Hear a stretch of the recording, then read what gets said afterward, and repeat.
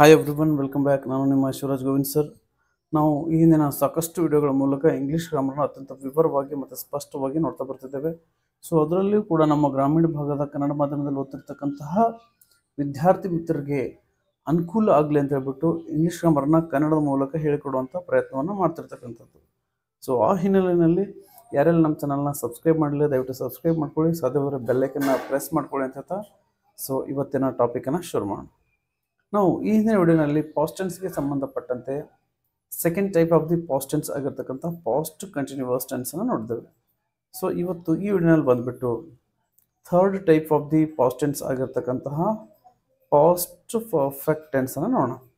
So ಈ past perfect ಟೆನ್ಸನ್ನು ಕನ್ನಡದಲ್ಲಿ ಏನಂತ ಕರೀತಾರೆ ಅಂದರೆ ಪೂರ್ಣ ಭೂತ ಕಾಲ ಅಥವಾ ಪರಿಪೂರ್ಣ ಭೂತಕಾಲ ಅಂತ ಕರೆಯುವಂಥದ್ದು. ಅಂದರೆ ಈ ಟೆನ್ಸ್ನಲ್ಲಿ ಆ್ಯಕ್ಷನ್ ಏನಾಗಿರ್ತದೆ, ಕಂಪ್ಲೀಟ್ ಆಗಿರ್ತದೆ. ಸೊ ಅಂದರೆ ಇಲ್ಲಿ ಯಾವುದೇ ರೀತಿಯಾದಂಥ ಆ್ಯಕ್ಷನ್ಸ್ಗಳು ಪೆಂಡಿಂಗ್ ಇರೋದಿಲ್ಲ ಅಂತ ನಮ್ಮ ಗಮನಕ್ಕೆ ಇರಬೇಕು. ಇದಾದ ಬಳಿಕ ನಾವೀಗ ಯೂಸೇಜಸ್ಸನ್ನು ನೋಡೋಣ. ಈ ಯೂಸೇಜಸ್ಗಳು ತರಲಿಕ್ಕೆ ಪ್ರಮುಖ ಕಾರಣ ಬಂದು ಸಾಮಾನ್ಯವಾಗಿ ನಾವು ಟೆನ್ಸಸ್ಸನ್ನು ಟೇಬಲ್ ಮೂಲಕ ಅಥವಾ 4 ಎಕ್ಸಾಂಪಲ್ ಮೂಲಕ ಕಲಿಯೋದನ್ನು ತಾವು ನೋಡಿರ್ತೀರಿ. ಆದರೆ ಯೂಸೇಜಸ್ಗಳು ಹೇಳ್ಕೊಡೋದು ತುಂಬ ಕಮ್ಮಿ. ಹಾಗಾಗಿ ನಾನು ಯೂಸೇಜಸ್ಸನ್ನು ತಂದಿದ್ದೀನಿ. ಜೊತೆಗೆ ಇನ್ನೊಂದು ಏನಪ್ಪ ಅಂದರೆ ಕೇವಲ ಟೇಬಲ್ ಮೂಲಕ ಕಲಿತ್ರೆ ಅವುಗಳ ಪರಿಕಲ್ಪನೆ ನಮಗೆ ಇಡಿಯಾಗಿ ಅರ್ಥ ಆಗಲಿಕ್ಕೆ ಸಾಧ್ಯ ಇಲ್ಲ ಅನ್ನುವಂಥ ವಿಚಾರನ ಗಮನದಲ್ಲಿ ಇಟ್ಟುಕೊಂಡು ಕೂಡ ಈ ಒಂದು ಯೂಸೇಜಸ್ಸನ್ನು ತಂದಿರುವಂಥದ್ದು. ಅಂದರೆ ಈ ಒಂದು ಯೂಸೇಜಸ್ ಮೂಲಕ ನಾವು ಯಾವ ಟೆನ್ಸ್ ಯಾವ ಸಂದರ್ಭಗಳಲ್ಲಿ ಬಳಸಬೇಕು ಅನ್ನುವಂಥದ್ದನ್ನು ತಿಳ್ಕೊಳ್ಳೋದು. ಸೊ ಹಾಗಾಗಿ ತಡ ಮಾಡದೆ ಮೊದಲನೇ ಯೂಸೇಜಸ್ಸನ್ನು ಈಗ ನಾವು ನೋಡೋಣ. ಫಸ್ಟ್ ಒನ್ ಯೂಸೇಜ್ ಬಂದು this is used to denote an action completed before a certain moment in the past. It is also called the super past because the action happens before the simple past ಅಂತ ನೋಡ್ತೇವೆ.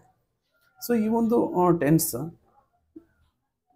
Certain moment ಅಂದರೆ ನಿರ್ದಿಷ್ಟ ಒಂದು ಸಂದರ್ಭಕ್ಕಿಂತ ಮುಂಚೆ ನಡೆದಂಥ ಒಂದು ಘಟನೆ ಆಗಿರ್ತದೆ ಅಥವಾ ಆ್ಯಕ್ಷನ್ ಆಗಿರ್ತದೆ ಅಂತ ನೋಡ್ತೇವೆ. ಹಾಗೆಯೇ ಈ ಟೆನ್ಸನ್ನು ಸೂಪರ್ ಪಾಸ್ಟ್ ಅಂತ ಕೂಡ ಕರೀತಾರೆ. ಯಾಕೆಂದರೆ ಈ ಟೆನ್ಸ್ ಸಿಂಪಲ್ ಪಾಸ್ಟ್ಗಿಂತ ಮುಂಚೆ ಸಂಭವಿಸಿರ್ತದೆ. ಅಂದರೆ ಸಿಂಪಲ್ ಪಾಸ್ಟ್ನಲ್ಲಿ ಬರುವಂಥ ಆ್ಯಕ್ಷನ್ ಅಥವಾ ಘಟನೆಗಳೇನಿರ್ತಾವಲ್ಲ ಅವುಗಳಿಗಿಂತ ಮುಂಚೆ ಈ ಒಂದು ಟೆನ್ಸಿಗೆ ಸಂಬಂಧಪಟ್ಟಂಥ ಘಟನೆಗಳಾಗಲಿ ಆ್ಯಕ್ಷನ್ಸ್ಗಳಾಗಲಿ ನಡೆದು ಹೋಗಿರ್ತವೆ ಅಂತ. ಸೊ ಅದಕ್ಕೆ ಈ ಒಂದು ಟೆನ್ಸಿಗೆ ಸೂಪರ್ ಪಾಸ್ಟ್ ಅಂತ ಕರೆಯುವಂಥದ್ದು. ಸೊ ನಾವೀಗ ಏನು ಮಾಡೋಣ ಅಂದರೆ ಈ 2 ಎಕ್ಸಾಂಪಲ್ಗಳನ್ನು ನೋಡೋಣ. ಸೊ 2 ಎಕ್ಸಾಂಪಲ್ಗಳ ಮೂಲಕ ಈ ಒಂದು ಮೊದಲನೇ ಯೂಸೇಜ್ ನಾವೇನು ಕೊಟ್ಟಿದ್ದೇವಲ್ಲ ಈ ಯೂಸೇಜ್ಗೆ ಈಗ ಜಸ್ಟಿಫಿಕೇಷನ್ನ ಕೊಡೋಣ. ಫಸ್ಟ್ ಒನ್ ಎಕ್ಸಾಂಪಲ್ ನೋಡಿ. India had launched many satellites before 2000. ಅಂದರೆ ಭಾರತ 2000 ಇಸ್ವಿಕಿನ ಮುಂಚೆ ಅನೇಕ ಸ್ಯಾಟಲೈಟ್ಗಳನ್ನು ಲಾಂಚ್ ಮಾಡಿತ್ತು ಅಂತ. ಅಂದರೆ 2000 ಅಂತಕ್ಕಂಥದ್ದಲ್ಲಿ ಸರ್ಟನ್ ಇಯರ್ ಅಂದರೆ ಒಂದು ನಿರ್ದಿಷ್ಟವಾದ ಒಂದು ವರ್ಷ. ಸೊ ಹಾಗಾಗಿ 2000ಕ್ಕಿಂತ ಮುಂಚೆ ಅನ್ನುವಂಥದ್ದು ಏನಿದು ಇಲ್ಲಿ 2000ಕ್ಕಿಂತ ಮುಂಚೆ ಅನ್ನುವಂಥದ್ದು ಒಂದು past perfect tense, certain year before ಅಂತ ಹೇಳಿದೆ ನಾವು. ಸೊ ಹಾಗಾಗಿ India had launched many satellites ಅಂತಕ್ಕಂಥದ್ದು ಪಾಸ್ಟ್ ಪರ್ಫೆಕ್ಟ್ ಟೆನ್ಸ್ಗೆ ಬೆಸ್ಟ್ ಎಕ್ಸಾಂಪಲ್ ಅಂತ ನೋಡ್ತೇವೆ. ಸೊ ಇದಾದ ಬಳಿಕ ಸೆಕೆಂಡ್ ಒನ್ ಎಕ್ಸಾಂಪಲ್ ನೋಡಿ. ಸೆಕೆಂಡ್ ಒನ್ ಎಕ್ಸಾಂಪಲಲ್ಲಿ ನಾವು ಈ ಒಂದು ಫಸ್ಟ್ ಒನ್ ಯೂಸೇಜ್ಗೆ ಜಸ್ಟಿಫಿಕೇಷನ್ ಕೊಡುವಂಥ ಇನ್ನಷ್ಟು ಪ್ರಯತ್ನವನ್ನು ಮಾಡೋಣ. ಹಿ had read news paper before his teacher come. ಅಂದರೆ ಅವನ ಟೀಚರ್ ಬರೋಕ್ಕಿಂತ ಮುಂಚೆ ನ್ಯೂಸ್ ಪೇಪರನ್ನು ಓದಿದ್ದ ಅನ್ನುವಂಥದ್ದು. ಸೊ ಇಲ್ಲಿ ನಾವು ಈಗಾಗಲೇ ಹೇಳಿದ್ವಿ, ಯಾವುದು ಮೊದಲು ಸಂಭವಿಸಿರ್ತದೋ ಅದು ಪಾಸ್ಟ್ ಪರ್ಫೆಕ್ಟ್, ಯಾವುದು ಆಮೇಲೆ ಸಂಭವಿಸಿರ್ತದೋ ಅದು ಸಿಂಪಲ್ ಪಾಸ್ಟ್ ಅಂತ. ಸೊ ಇಲ್ಲಿ ಹಿ ಹ್ಯಾಡ್ ರೆಡ್ ನ್ಯೂಸ್ ಪೇಪರ್ ಅಂತಕ್ಕಂಥದ್ದು ಮೊದಲು ಅಥವಾ ಟೀಚರ್ ಕಮ್ ಅಂತಕ್ಕಂಥದ್ದು ಮೊದಲನ್ನು ನಾವು ಈಗ ನಮ್ಮಷ್ಟಕ್ಕೆ ನಾವು ಜಸ್ಟಿಫಿಕೇಷನ್ ಕೊಡಬೇಕು. ನಾವು ಕನ್ನಡದಲ್ಲಿ ಹೇಳಿದಾಗ ತಮ್ಗೆ ಅರ್ಥ ಆಗ್ತದೆ. ಅಂದರೆ ಅವನ ಶಿಕ್ಷಕರು ಬರೋಕ್ಕಿಂತ ಮುಂಚೆ ನ್ಯೂಸ್ ಪೇಪರ್ ಓದಿದ್ದ. ಸೊ ಇಲ್ಲಿ ಯಾವ್ದು ಫಸ್ಟು, ಅವನು ನ್ಯೂಸ್ ಪೇಪರ್ ಓದಿದ್ದು ಫಸ್ಟು, ಆಮೇಲೆ ಟೀಚರ್ ಬಂದಿದ್ದು. ಸೊ ಹಾಗಾಗಿ ಟೀಚರ್ ಕಮ್ ಅನ್ನುವಂಥದ್ದು ಸಿಂಪಲ್ ಪಾಸ್ಟ್, ಆಮೇಲೆ ಅವನು ನ್ಯೂಸ್ ಪೇಪರ್ ಓದಿದ್ದು ಪಾಸ್ಟ್ ಪರ್ಫೆಕ್ಟ್. ಅದೇ ಇಂಗ್ಲೀಷ್ನಲ್ಲಿ ನೋಡೋದಾದರೆ he had read newspaper past perfect, teacher come ಅನ್ನುವಂಥದ್ದು ಸಿಂಪಲ್ ಪಾಸ್ಟ್. ಸೊ ಇದು ತಮ್ಗೆ ಅರ್ಥವಾಗಿದೆ ಅಂತ ನಾನೀಗ ಸೆಕೆಂಡ್ ಒನ್ ಯೂಸೇಜ್ಗೆ ಮೂವ್ ಆಗ್ತಿದ್ದೀನಿ. ಸೆಕೆಂಡ್ ಒನ್ ಯೂಸೇಜ್ ಬಂದು if two action happened in the past, it may be necessary to show which action happened earlier than the other. The past perfect is mainly used in such situations. The simple past is used in one clause and the past perfect in other ಅಂತ ನೋಡ್ತೀವಿ, in the other. So ಇಲ್ಲಿ ಏನಪ್ಪಾ ಅಂದರೆ ಭೂತಕಾಲದಲ್ಲಿ ಎರಡು ಘಟನೆಗಳು ಸಂಭವಿಸಿದರೆ ಅದರಲ್ಲಿ ಯಾವುದು ಮೊದಲು ಯಾವುದು ನಂತರ ಅನ್ನುವಂಥದ್ದನ್ನು ನಾವು ಡಿವೈಡ್ ಮಾಡಿ ಹೇಳಲಿಕ್ಕೋಸ್ಕರ ಕೂಡ ಈ ಒಂದು ಟೆನ್ಸನ್ನು ಬಳಸ್ತೇವೆ ಅನ್ನುವಂಥದ್ದು. ಸೊ ನಾವು ಈಗಾಗಲೇ ಹೇಳಿದಾಗೆ ಮೊದಲು ನಡೆದಿದ್ದು ಪಾಸ್ಟ್ ಪರ್ಫೆಕ್ಟ್, ಆಮೇಲೆ ನಡೆದು ಸಿಂಪಲ್ ಪಾಸ್ಟ್. ಇದಿಷ್ಟು ನಮ್ಮ ತಲೆಯಲ್ಲಿದ್ದರೆ ಸಾಕು. ಸೊ ಅದಾದ ಬಳಿಕ ಇನ್ನೊಂದೇನಪ್ಪ ಅಂದರೆ ನಾವು ಅನೇಕ ಸಂದರ್ಭಗಳಲ್ಲಿ ಇನ್ ಸಚ್ ಸಿಚುವೇಶನ್ಸ್ ನಾವೇನು ಮಾಡ್ತೀವಿ, ಈ ಒಂದು ಪಾಸ್ಟ್ ಪರ್ಫೆಕ್ಟ್ ಆಗಲಿ ಅಥವಾ ಸಿಂಪಲ್ ಪಾಸ್ಟ್ ಆಗಲಿ ನಾವು ಕ್ಲಾಸಸ್ಗಳಲ್ಲಿ ಕೂಡ ಬಳಕೆ ಮಾಡ್ಕೊಳ್ತೇವೆ ಅನ್ನುವಂಥದ್ದು. ಸಿಂಪಲ್ ಪಾಸ್ಟ್ ಒಂದು ಕ್ಲಾಸ್ ಆದರೆ ಪಾಸ್ಟ್ ಪರ್ಫೆಕ್ಟ್ ಇನ್ನೊಂದು ಕ್ಲಾಸ್ ಆಗಿರ್ತದೆ ಆ ಒಂದು ವಾಕ್ಯದಲ್ಲಿ ಅಂತ ನೋಡ್ತೀವಿ. ಸೊ ಇರಲಿ, ಈ ಒಂದು ಕ್ಲಾಸಸ್ಗಳ ಬಗ್ಗೆ ನೆಕ್ಸ್ಟ್ ಒಂದು ವಿಶೇಷವಾದಂಥ ವಿಡಿಯೋಗಳನ್ನೇ ಮಾಡೋಣ. ಕ್ಲಾಸಸ್ಗಳಲ್ಲಿ ಪ್ರಮುಖವಾಗಿ ಎರಡು ಕ್ಲಾಸಸ್ಗಳು ನೋಡ್ತೀವಿ. ಒಂದು main clause or principal clause, ಇನ್ನೊಂದು ಸಬಾರ್ಡಿನೇಟ್ ಕ್ಲಾಸ್ ಅಂತ ನೋಡ್ತೀವಿ. ಅವುಗಳ ಬಗ್ಗೆ ಮತ್ತೆ ವಿಶೇಷ ವಿಡಿಯೋ ಮಾಡಿ ನೋಡೋಣ. ಈ ಸದ್ಯಕ್ಕೆ ಪಾಸ್ಟ್ ಪರ್ಫೆಕ್ಟ್ ಟೆನ್ಸ್ ಬಗ್ಗೆ ನೋಡೋಣ. ಸೊ ಈ ಪಾಸ್ಟ್ ಪರ್ಫೆಕ್ಟ್ ಟೆನ್ಸಲ್ಲಿ ಬರ್ತಕ್ಕಂಥ ಸೆಕೆಂಡ್ ಯೂಸೇಜ್ಗೆ ನಾವು ಏನು ಮಾಡೋಕೆ ಈಗ ಎಕ್ಸಾಂಪಲ್ಗಳ ಮೂಲಕ ಈ ಒಂದು ಸೆಕೆಂಡ್ ಸ್ಟೇಟ್ಮೆಂಟ್ಗೆ ಅಥವಾ ಸೆಕೆಂಡ್ ಯೂಸೇಜ್ಗೆ ಜಸ್ಟಿಫಿಕೇಶನ್ನ ಕೊಡಬೇಕೀಗ. ನೋಡಿ, when I reach the railway station the train had already left from the station ಅನ್ನುವಂಥದ್ದು first example for the second usage ಅಂತ ನೋಡ್ತೇವೆ. ವೆನ್ ಐ ರೀಚ್ಡ್ ಅಂತಕ್ಕಂಥದ್ದು, when I reach the railway station ಅಂತಕ್ಕಂಥದ್ದು ಏನಿಲ್ಲಿ simple past. The train had already left from the station ಅಂತಕ್ಕಂಥದ್ದು ಏನಿಲ್ಲಿ past perfect. ಯಾಕೆಂದರೆ ನಾನು ಸ್ಟೇಷನ್ಗೆ ತಲುಪಿದಾಗ ರೈಲ್ವೆ ಸ್ಟೇಷನಿಂದ ರೈಲ್ವೆ ಹೊರಟು ಹೋಗಿತ್ತು. ಸೊ ಇಲ್ಲಿ ಮೊದಲು ನಡೆದ ಘಟನೆ ಯಾವುದು, ರೈಲ್ವೆ ಸ್ಟೇಷನಿಂದ ರೈಲ್ವೆ ಹೊರಟು ಹೋಗಿದ್ದು. ಆಮೇಲೆ ನಡೆದ ಘಟನೆ ನಾನು ರೈಲ್ವೆ ಸ್ಟೇಷನ್ಗೆ ತಲುಪಿದ್ದಾಗ ಅನ್ನುವಂಥ ಸಿಂಪಲ್. ಇದರಲ್ಲಿ ಯಾವ ದೊಡ್ಡ ತಲೆ ಕೆಡಿಸ್ಕೊಳ್ಳುವಂಥದ್ದನ್ನು simple logic.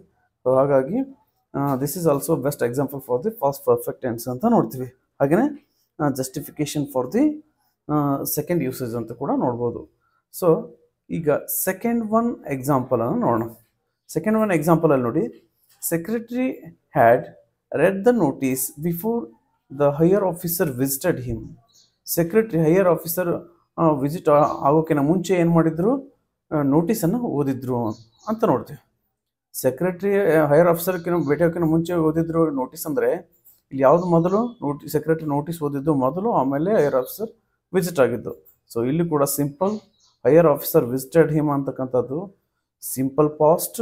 Next secretary had read the notice ಅಂತಕ್ಕಂಥದ್ದು past perfect. So this is what 4 examples to justify the 2 usages in past perfect tense ಅಂತ ನೋಡ್ತೇವೆ. ಸೊ ಇದಾದ ಬಳಿಕ ನಾವೀಗ ಈ ಟೆನ್ಸನ್ನು ಇನ್ನಷ್ಟು ವಿವರವಾಗಿ ಮತ್ತು ಅರ್ಥಪೂರ್ಣವಾಗಿ ನೋಡೋದಾದರೆ 4 ಪ್ರಕಾರದ ಸೆಂಟೆನ್ಸ್ಗಳ ಮೂಲಕ ಈ ಪಾಸ್ಟ್ ಪರ್ಫೆಕ್ಟ್ ಟೆನ್ಸನ್ನು ನೋಡೋಣ. ಮೊದಲಿಗೆ ನಾವು ಈ ಅಸರ್ಟಿವ್ ಪಾಸಿಟಿವ್ ಸೆಂಟೆನ್ಸ್ ಫಾರ್ಮುಲಾವನ್ನು ನೋಡೋಣ. ಅಸರ್ಟಿವ್ ಪಾಸಿಟಿವ್ ಸೆಂಟೆನ್ಸಲ್ಲಿ ಮೊದಲಿಗೆ ನಾವೇನು ಬರೀಬೇಕು, ಸಬ್ಜೆಕ್ಟ್. ಅದಾದ ಬಳಿಕ ಏನು ಬರಬೇಕು, ಹೆಲ್ಪಿಂಗ್ ವರ್ಬ್ ಬರೀಬೇಕು. ಆ ಹೆಲ್ಪಿಂಗ್ ವರ್ಬ್ ಇಲ್ಲಿ ಒಂದೇ ಒಂದು ಹೆಲ್ಪಿಂಗ್ ವರ್ಬ್ ಇರುವಂಥದ್ದು, ಅದು had. Then main verb P P ಅಂದರೆ ಪಾಸ್ಟ್ ಪಾರ್ಟಿಸಿಪಲ್ ಅಂದರೆ present form, past form, past participle ಅಂದರೆ, ಅಥವಾ ಇನ್ನೊಂದು ರೀತಿ ಹೇಳ್ಬೋದು V3 ಫಾರ್ಮ್ ಅಂತ ಕೂಡ ಹೇಳ್ಬೋದು. ದೆನ್ ಆಬ್ಜೆಕ್ಟ್, ಅದಾದ ಬಳಿಕ ಫುಲ್ ಸ್ಟಾಪನ್ನು ಕೊಡಬೇಕು. ಸೊ ಈ ರೀತಿಯಾದಂಥ ಸೆಂಟೆನ್ಸ್ ಸ್ಟ್ರಕ್ಚರನ್ನು ನಾವು ಅಸರ್ಟಿವ್ ಪಾಸಿಟಿವ್ ಸೆಂಟೆನ್ಸ್ ಇದ್ದಾಗ ಈ ಪಾಸ್ಟ್ ಪರ್ಫೆಕ್ಟ್ ಟೆನ್ಸಲ್ಲಿ ನೋಡ್ತೇವೆ. ಸೊ ಮೊದಲಿಗೆ ಟೇಬಲನ್ನು ಓದೋಣ. ಟೇಬಲ್ ನೋಡಿ, singular first person, I had written a letter to the HM ಅಂದರೆ ನಾನು HMಗೆ ಪತ್ರ ಬರೆದಿದ್ದೆ ಅನ್ನುವಂಥದ್ದು. ಸೊ ಇಲ್ಲಿ HM ಅಂತಕ್ಕಂಥದ್ದು ಶಾರ್ಟ್ ಫಾರ್ಮಲ್ಲಿ ಬರೆದಿರ್ತಕ್ಕಂಥದ್ದು. ಹೆಡ್ ಮಾಸ್ಟರ್ ಅಂತ ತಾವು ಬೇಕಾದ್ರೆ ಬರ್ಕೋಬೋದು. ಇಲ್ಲಿ ಸ್ಪೇಸ್ನ ಅಭಾವ ಇರೋದ್ರಿಂದ ನಾನು HM ಮತ್ತು ಶಾರ್ಟ್ ಫಾರ್ಮಲ್ಲಿ ಬರೆದಿರ್ತಕ್ಕಂಥದ್ದು. ಹಾಗೆಯೇ plural first person, we had written a letter to the HM ಅಂದರೆ ನಾವು HMಗೆ ಪತ್ರ ಬರೆದಿದ್ದು ಅಂತ. Next singular second person, you had written a letter to the HM ಅಂದರೆ ನೀನು HMಗೆ ಪತ್ರ ಬರೆದಿದ್ದಿ ಅಂತ. ನೆಕ್ಸ್ಟ್ ಪ್ಲೂರಲ್ ಸೆಕೆಂಡ್ ಪರ್ಸನ್ ಅಂದರೆ you had written a letter to the HM, ನೀವು HMಗೆ ಪತ್ರ ಬರೆದಿದ್ರಿ. he had written a letter to the HM, singular third person. She had written a letter to the HM, it had written a letter to the HM. Next plural third person, they had written a letter to the HM ಅಂತ ನೋಡ್ತೀವಿ. ಅವನು HMಗೆ ಪತ್ರ ಬರೆದಿದ್ದ, ಅವಳು HMಗೆ ಪತ್ರ ಬರೆದಿದ್ದು, ಅದು HMಗೆ ಪತ್ರ ಬರೆದಿತ್ತು, ಅವರು ಅಥವಾ ಅವು HMಗೆ ಪತ್ರ ಬರೆದಿತ್ತು ಅಥವಾ ಬರೆದಿದ್ವು ಅಂತ ನೋಡ್ತೇವೆ. ಸೊ ಇಲ್ಲಿ ಏನಪ್ಪ ಅಂದರೆ ನಾವು ಏನು ಫಾರ್ಮುಲಾ ಕೊಟ್ಟಿದ್ದೀವೋ ಆ ಫಾರ್ಮುಲಲ್ಲಿ ಕರೆಕ್ಟಾಗಿ ಒಂದು ಸೆಂಟೆನ್ಸ್ನಲ್ಲಿ ಫಾಲೋ ಆಗಿದೆ ಅಥವಾ ಇಲ್ಲ ಅನ್ನುವಂಥದ್ದನ್ನು ನೋಡೋಣ. ಫಸ್ಟಿಗೆ ಏನು ಹೇಳಿದೆ, ಸಬ್ಜೆಕ್ಟ್ ಅಂತ ಹೇಳಿದೆ. ಸೊ ಇಲ್ಲಿ ಐ ಅಂತಕ್ಕಂಥದ್ದು ಸಬ್ಜೆಕ್ಟ್. ನೆಕ್ಸ್ಟ್ ಹ್ಯಾಡ್ ಅಂತಕ್ಕಂಥದ್ದು ಹೆಲ್ಪಿಂಗ್ ವರ್ಬ್ ಬರ್ತದೆ ಅಂತ ಹೇಳಿದ್ವಿ. ಸೊ ಅದಾದ ಬಳಿಕ ನೆಕ್ಸ್ಟ್ ಏನು ಹೇಳಿದ್ವಿ, ಮೇನ್ ವರ್ಬ್ ಪಾಸ್ಟ್ ಪಾರ್ಟಿಸಿಪಲಲ್ಲಿ ಇರ್ತದೆ ಅಂತ ಹೇಳಿದ್ವಿ. ಸೊ ಇಲ್ಲಿ ರಿಟರ್ನ್ ಅಂತಕ್ಕಂಥದ್ದು ಪಾಸ್ಟ್ ಪಾರ್ಟಿಸಿಪಲ್ ಇದೆ. ರೈಟ್, ರೋಟ್, ರಿಟರ್ನ್ ಅಂತ ನೋಡ್ತೀವಿ. ಹಾಗೆಯೇ object letter to the H M ಅಂತಕ್ಕಂಥದ್ದು ಆಬ್ಜೆಕ್ಟ್. ದೆನ್ ಈ ಎಚ್ ಎಮ್ ಆದ ತಕ್ಷಣ ಇಲ್ಲೊಂದು ಸ್ಮಾಲ್ ಆಗಿ ಫುಲ್ ಸ್ಟಾಪನ್ನು ಕೊಟ್ಟಿದ್ವಿ.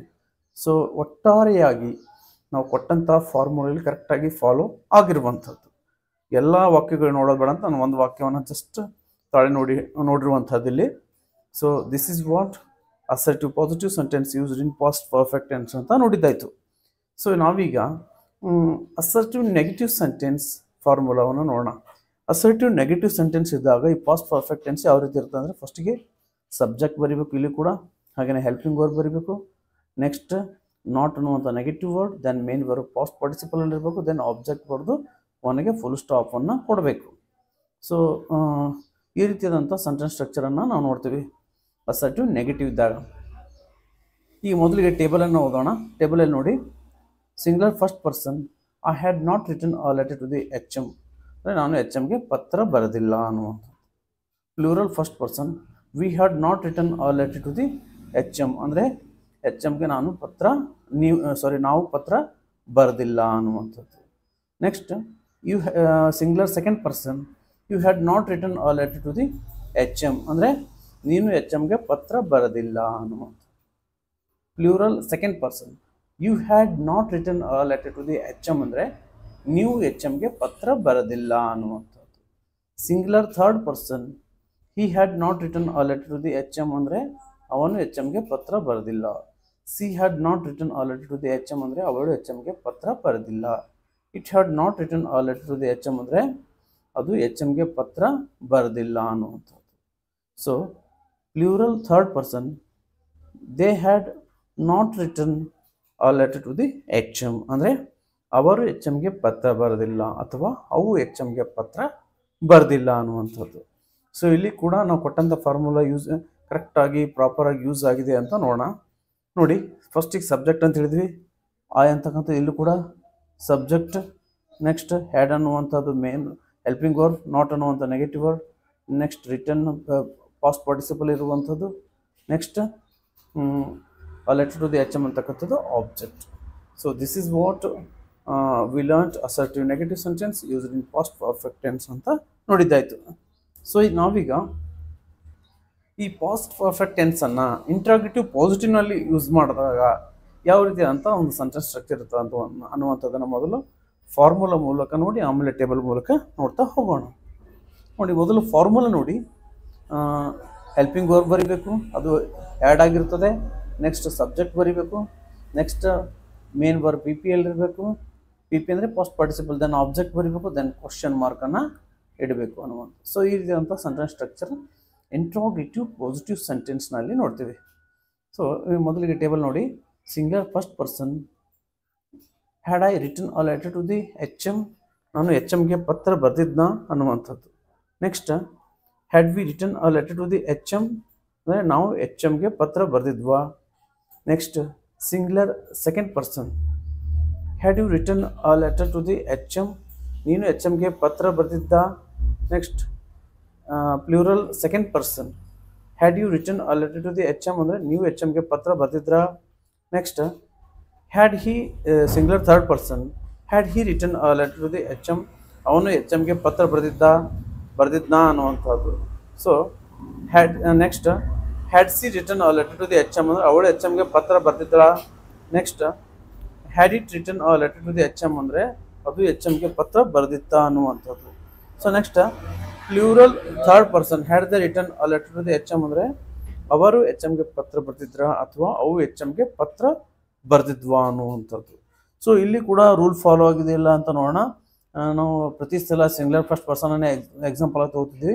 ಸಲ ಏನು ಮಾಡೋಣ ಅಂದರೆ ಈ ಒಂದು ಸೆಂಟೆನ್ಸಲ್ಲಿ ಪ್ಲೂರಲ್ನಲ್ಲಿ ನೋಡೋಣ. ಪ್ಲೂರಲಲ್ಲಿ ಸೆಕೆಂಡ್ ಪರ್ಸನಲ್ಲಿ ನೋಡಿ, first helping verb had use ಆಗಿರುವಂಥದ್ದು ನಾವು ಹೇಳಿದ ಹಾಗೆ. ನೆಕ್ಸ್ಟ್ ಈ ಸಬ್ಜೆಕ್ಟ್ ಅಂತ ಹೇಳಿದ್ರೆ ಯು ಅಂತಕ್ಕಂಥ ಸಬ್ಜೆಕ್ಟ್. ರಿಟರ್ನ್ ಅಂತಕ್ಕಂಥದ್ದು P P past participle letter to the H M ಅಂತಕ್ಕಂಥದ್ದು ಆಬ್ಜೆಕ್ಟ್. ದೆನ್ ಕೊನೆಗೆ ಈ ಕ್ವಶನ್ ಮಾರ್ಕ್ ನಾವು ಇಟ್ಟಿರುವಂಥದ್ದು. ಸೊ ಇದಿಷ್ಟು ನಾವು ಹೇಳಿದಂಥ ಎಲ್ಲ ರೂಲು ಫಾಲೋ ಆದಂಗೆ ಆಯಿತು. So this is what we also learned interrogative positive sentence in past perfect tense ಅಂತ ನೋಡಿದಾಯಿತು. ಸೊ ನೆಕ್ಸ್ಟ್ ಏನು ಮಾಡೋಣ ಅಂದ್ರೆ ಈಗ ಇಂಟ್ರೋಗೇಟಿವ್ ನೆಗೆಟಿವ್ ಸೆಂಟೆನ್ಸ್ ಫಾರ್ಮುಲಾವನ್ನು ನೋಡೋಣ. ಸೊ ಈ ಪಾಸ್ಟ್ ಪರ್ಫೆಕ್ಟ್ ಟೆನ್ಸ್ ಇಂಟ್ರೋಗೇಟಿವ್ ನೆಗೆಟಿವ್ನಲ್ಲಿದ್ದಾಗ ಯಾವ ರೀತಿ ಅಂತ ಸೆಂಟೆನ್ಸ್ ಸ್ಟ್ರಕ್ಚರ್ನ ಹೊಂದಿರ್ತಾ ಅನ್ನುವಂಥದ್ದನ್ನು ನೋಡೋಣ. ಇಲ್ಲಿ ನೋಡಿ, ಇಂಟ್ರೋಗೇಟಿವ್ ನೆಗೆಟಿವ್ ಸೆಂಟೆನ್ಸಲ್ಲಿ ಮೊದಲಿಗೆ ಏನಿರಬೇಕು, ಹೆಲ್ಪಿಂಗ್ ವರ್ಬ್ ಇರಬೇಕು, ಆಮೇಲೆ ಹೆಲ್ಪಿಂಗ್ ವರ್ಬ್ ಏನಾಗಿರ್ತದೆ, ಹ್ಯಾಡ್ ಆಗಿರ್ತದೆ. ನೆಕ್ಸ್ಟ್ ಸಬ್ಜೆಕ್ಟ್ ಬರೆದು ನಾಟ್ ಬರಿಬೇಕು, then main verb past participle ಬರಬೇಕು, ಆಬ್ಜೆಕ್ಟ್ ಬರಬೇಕು, ದೆನ್ ಕ್ವಶನ್ ಮಾರ್ಕನ್ನು ಇಡಬೇಕು. ಸೊ ಈ ರೀತಿಯಾದಂಥ ಸೆಂಟೆನ್ಸ್ ಸ್ಟ್ರಕ್ಚರ್ ನಾವು ಇಂಟ್ರಾಗೇಟಿವ್ ನೆಗೆಟಿವ್ ಸೆಂಟೆನ್ಸಲ್ಲಿ ನೋಡ್ತೀವಿ. ಯಾವ ಟೆನ್ಸ್ ಇದ್ದಾಗ, ಪಾಸ್ಟ್ ಪರ್ಫೆಕ್ಟ್ ಟೆನ್ಸ್ ಇದ್ದಾಗ. ಮೊದಲಿಗೆ ಟೇಬಲ್ ಓದೋಣ. Singular first person, had I not return a letter to the H M ಅಂದರೆ ನಾನು ಎಚ್ ಎಮ್ಗೆ ಪತ್ರ ಬರೆದಿರಲಿಲ್ವಾ ಅನ್ನುವಂಥದ್ದು. Plural first person, had we not return a letter to the H M ಅಂದರೆ ನಾವು ಎಚ್ ಎಮ್ಗೆ ಪತ್ರ ಬರೆದಿರಲಿಲ್ವಾ.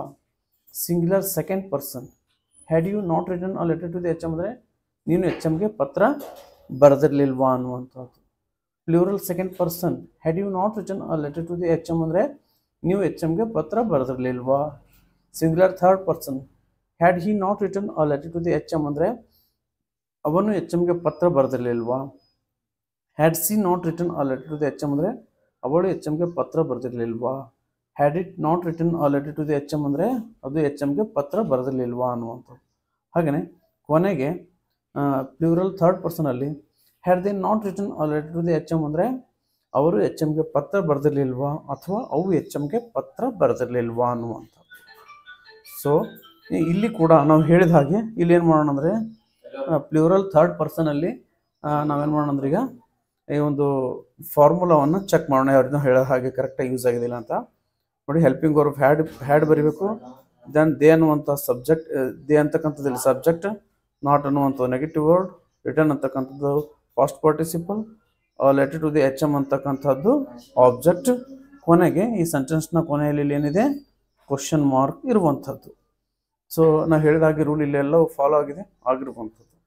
ಸೊ ನಾವು ಈ ಒಂದು past perfect tension assertive positive, assertive negative, interrogative positive, interrogative negative ಈ ರೀತಿಯಾಗಿ 4 ಪ್ರಮುಖ ಸೆಂಟೆನ್ಸ್ಗಳ ಮೂಲಕ ಈ ಒಂದು ಪಾಸ್ಟ್ ಪರ್ಫೆಕ್ಟ್ ಟೆನ್ಸನ್ನು ನೋಡಿದ್ದೇವೆ. ಸೊ ಈ ರೀತಿಯಾಗಿ ಮಾಡೋದ್ರಿಂದ, ಈ ರೀತಿ 4 ಪ್ರಕಾರದ ಸೆಂಟೆನ್ಸ್ಗಳ ಮೂಲಕ ಟೆನ್ಸಸ್ಸನ್ನು ಕಲಿಯೋದ್ರಿಂದ ಅದರಲ್ಲಿ ವಿಶೇಷವಾಗಿ ಸ್ಪೋಕನ್ ಇಂಗ್ಲೀಷ್ ಕಲಿಯೋರಿಗೆ ಸಾಕಷ್ಟು ಅನುಕೂಲ ಅಂತ ಹೇಳ್ತಾ. ಸೊ ಹಾಗಾಗಿ ಯಾರೆಲ್ಲ ನಮ್ಮ ಚಾನಲ್ನ ಸಬ್ಸ್ಕ್ರೈಬ್ ಮಾಡಲ್ಲ ಸಬ್ಸ್ಕ್ರೈಬ್ ಮಾಡ್ಕೊಳ್ಳಿ, ಸಾಧ್ಯವಾದರೆ ಬೆಲ್ಲೈಕನ್ನು ಪ್ರೆಸ್ ಮಾಡ್ಕೊಳ್ಳಿ. ಯಾಕಂದರೆ ನಾನು ಹೊಸ ವಿಡಿಯೋಗಳನ್ನ ರಿಲೀಸ್ ಮಾಡಿದಾಗ ತಮಗೆ ನೋಟಿಫಿಕೇಷನ್ ಆಗಿ ತಮಗೆ ಮೊಬೈಲಲ್ಲಿ ತೋರಿಸ್ತಾ ಇರಬೇಕು ಅನ್ನೋದಾದರೆ ಬೆಲ್ಲೈಕನ್ನು ಪ್ರೆಸ್ ಮಾಡ್ಕೊಳ್ಳಿ. ಮತ್ತು ನಾನು ಮಾಡಿರ್ತಕ್ಕಂಥ ವಿಡಿಯೋಗಳು ತಮಗೆ ಇಷ್ಟವಾಗಿದ್ದಲ್ಲಿ ಒಂದು ಲೈಕ್ ಕೊಡಿ, ಕಮೆಂಟ್ ಹಾಕಿ, ಶೇರ್ ಮಾಡಿ, ನಿಮ್ಮ ಫ್ರೆಂಡ್ಸ್ ಆ್ಯಂಡ್ ಫ್ಯಾಮಿಲಿ ಜೊತೆ ಶೇರ್ ಮಾಡಿ ಅಂತ ಹೇಳ್ತಾ. ಸೊ ನೆಕ್ಸ್ಟ್ ವಿಡಿಯೋನಲ್ಲಿ ನೆಕ್ಸ್ಟ್ ಒಂದು ಟಾಪಿಕ್ನೊಂದಿಗೆ ಬರ್ತೀನಿ. ಅಲ್ಲಿವರೆಗೂ ತಮ್ಮೆಲ್ಲರಿಗೂ ಥ್ಯಾಂಕ್ ಯು. ಹಾಗೆಯೇ ಇನ್ನೊಂದೇನಪ್ಪ ಅಂದರೆ ಇನ್ನಷ್ಟು ವಿಡಿಯೋಗಳು ಬೇಕು ಅಂತ ತಮಗೆ ಅನಿಸಿದ್ದಲ್ಲಿ ಯೂಟ್ಯೂಬ್ನಲ್ಲಿ ಹೋಗ್ಬಿಟ್ಟು ಸರ್ಚ್ನಲ್ಲಿ ಶಿವರಾಜ್ ಗೋವಿಂದ್ 1 ಅಂತ ಹೇಳಿ ಸರ್ಚ್ ಮಾಡಿಬಿಟ್ಟು ತಮಗೆ ಸಾಕಷ್ಟು ವಿಡಿಯೋಗಳಲ್ಲಿ ಲಭ್ಯ ನೋಡ್ಬೋದು ಅಂತ ಹೇಳ್ತಾ. ಹಾಗೆಯೇ ಇನ್ಸ್ಟಾಗ್ರಾಮಲ್ಲಿ ಕೂಡ ಶಿವರಾಜ್ ಅಂತ ಹೇಳಿ ಸರ್ಚ್ ಮಾಡಿಬಿಟ್ಟು ಫಾಲೋ ಮಾಡಿ ಅಂತ ಹೇಳ್ತಾ. ಸೊ ನೆಕ್ಸ್ಟ್ ವಿಡಿಯೋನಲ್ಲಿ ಮತ್ತೆ ಭೇಟಿಯಾಗೋಣ. ಅಲ್ಲಿವರೆಗೂ ತಮ್ಮೆಲ್ಲರಿಗೂ ಥ್ಯಾಂಕ್ ಯು, ಧನ್ಯವಾದ, ಜೈ ಹಿಂದ್.